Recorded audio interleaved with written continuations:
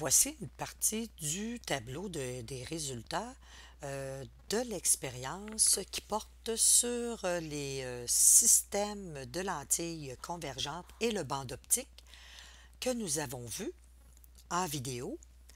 Alors ici, c'est pour vous guider pour l'analyse. Dans l'analyse, on demande de comparer la hauteur de l'image, la distance focale, la divergence, mais du système 1, 3 et 4. La raison pour laquelle on veut la comparaison de ces trois variables-là pour ces trois systèmes, c'est que nous avons une distance objet, système de lentilles convergentes, égale à 20 cm dans les trois cas.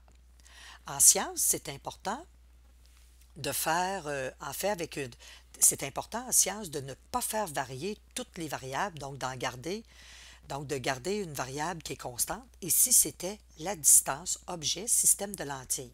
Ça nous permet par la suite de pouvoir faire des comparaisons entre d'autres variables qui découlent du fait qu'on a laissé constant le DO.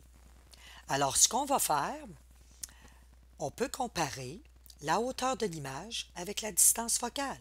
On peut comparer la hauteur de l'image avec la divergence.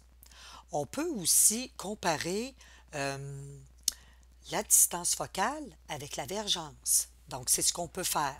Ce sont les possibilités. Afin de trouver une relation entre ces deux variables, on pourrait faire un graphique pour chacune. Mais là, on va y aller simplement avec les valeurs obtenues dans le tableau de résultats. Alors, avant tout, dans l'analyse, nous allons donner un petit contexte. Il n'y avait pas de but. On va commencer par le contexte. Je vais vous aider. Je ne vais pas écrire tout le contexte. Donc, cela sera un premier paragraphe. Alors, qu'est-ce qu'on a fait? Toujours penser dans le contexte.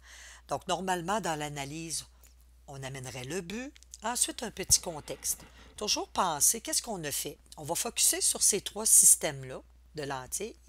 Alors, ce qui va être important de mentionner, c'est qu'on a placé un objet, donc vous allez formuler des phrases. On a placé un objet à une distance constante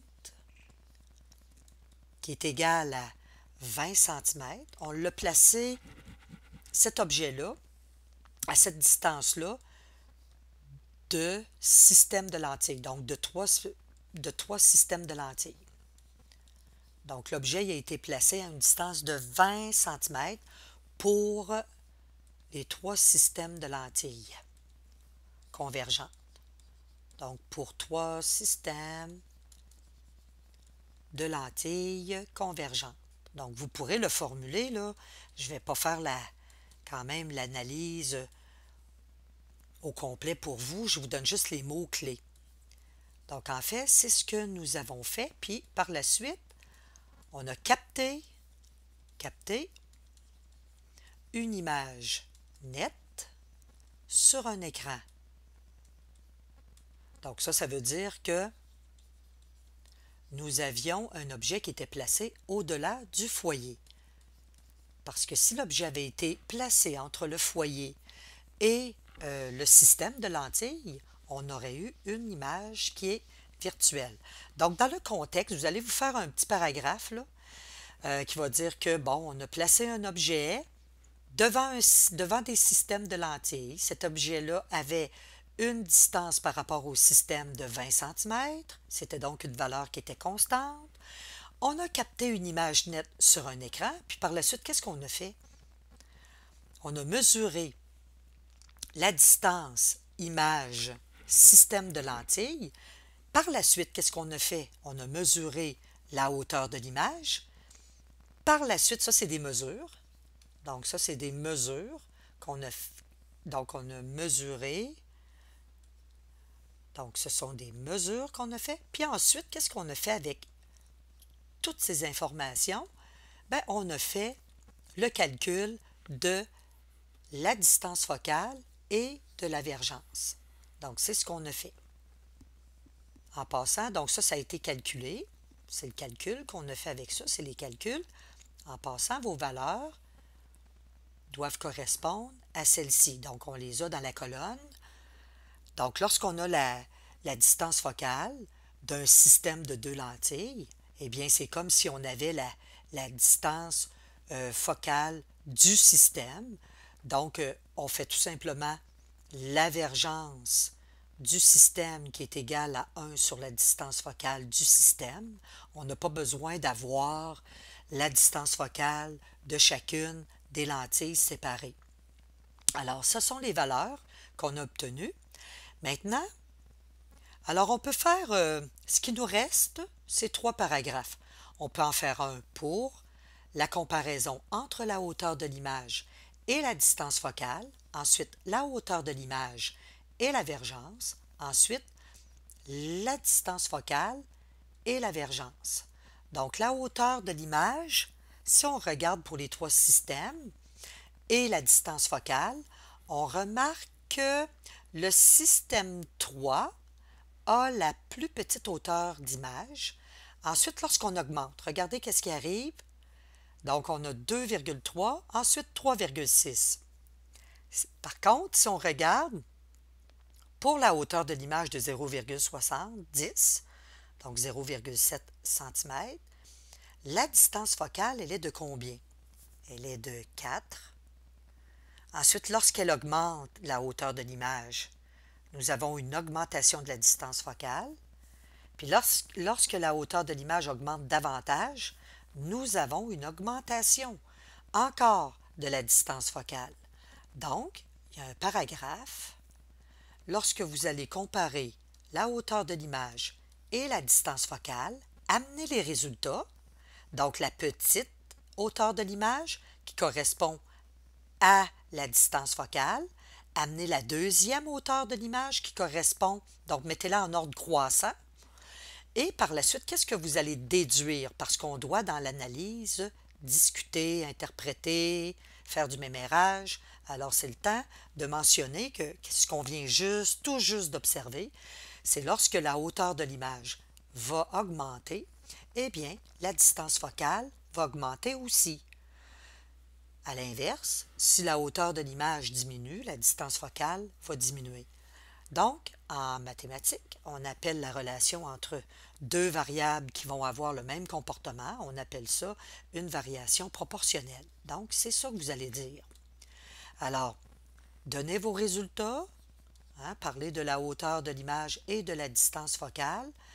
Donnez les résultats bien ordonnés pour qu'on voit bien que lorsque il y en a une variable qui augmente, l'autre aussi augmente. Et ensuite, on va dire que pourquoi que ça fait ça? Bien, car la relation entre les deux, c'est proportionnel. Donc, on a fait une comparaison. Maintenant, on va faire un autre petit paragraphe avec la hauteur de l'image, cette fois-ci. Donc, ce sera notre troisième paragraphe. La hauteur de l'image et la vergence. Allons voir dans le tableau. Encore là, je le mentionne, on aurait pu faire un graphique rapide, mais on avait juste 3 valeurs. On va avoir la chance de faire un graphique, le cours avant l'examen de laboratoire portant sur les lentilles. Alors, si on compare maintenant la hauteur de l'image, je commence par la plus petite, donc 0,7, ensuite 2,3, puis 3,6. Comment se comporte la vergence? Je m'en vais voir. Elle est de 25 dioptries pour une image de 0,7. Lorsque l'image augmente à 2,3, hop, la vergence diminue. Et lorsque la hauteur de l'image augmente davantage, eh bien, la vergence diminue davantage. Alors, on peut voir que les deux variables ne sont pas proportionnelles. Alors, vous allez amener vos résultats, donc en parlant de la hauteur de l'image et de la vergence. Amenez vos résultats de façon ordonnée. Donc, la hauteur de l'image elle va être croissante, puis apporter la valeur de la vergence à côté. Et vous allez dire tout simplement que lorsqu'il y en a une, vous pouvez le dire dans vos mots, lorsque la hauteur de l'image augmente, la vergence, donc la valeur de la vergence diminue. Donc, c'est non proportionnel entre ces deux variables. En physique, on fait souvent ça, la comparaison entre deux variables. On aime trouver la relation entre deux variables. Maintenant, la distance focale et l'avergence. Si on regarde encore une fois, de la même façon, on va regarder la distance focale en premier. Donc, lorsqu'on a une distance focale de 4 pour le système 3, qui augmente pour le système 1, mais qui est encore plus élevée pour le système 4. Donc, on va aller regarder l'avergence. Pour une petite distance focale, nous avons 25. Une moyenne, une plus élevée distance focale, on a une valeur qui diminue. Et lorsque la distance focale augmente davantage, eh bien, l'avergence diminue. Ça, ce n'était pas une surprise, parce que nous connaissons déjà la formule entre l'avergence et la distance focale, et on sait que c'est inversement proportionnel. Donc, c'était vraiment pas une surprise. Alors, dans le dernier paragraphe, vous allez comparer la distance focale et l'avergence. Amenez vos résultats de façon ordonnée dans votre paragraphe et par la suite, vous allez dire que lorsqu'il y en a un qui augmente, l'autre diminue, alors c'est non proportionnel. C'est inversement même proportionnel parce qu'on connaît déjà la relation qui est la distance focale qui est l'inverse de l'avergence ou bien l'avergence qui est l'inverse de la distance focale. Je ne veux pas de source d'erreur parce qu'on n'a pas de valeur vraiment pour se comparer. Donc, ce n'est pas non plus une analyse complète que je demande. Je vous ai guidé dans l'analyse. Donc, simplement de donner un contexte, premier paragraphe. Ensuite, parler de la relation entre la hauteur de l'image et le foyer, deuxième paragraphe. Troisième paragraphe, la relation entre la hauteur de l'image et l'avergence. Et finalement, le dernier paragraphe, la relation entre la distance focale et l'avergence. Ça va être de l'inspiration, cette analyse-là, mais en fait, ce rapport de laboratoire-là, qui est tout petit, là, en passant, c'est juste le tableau avec les calculs et une petite analyse. En fait, c'est préparatoire pour l'examen qui va porter sur les lentilles, l'examen de laboratoire. Donc, je vous invite à terminer votre analyse.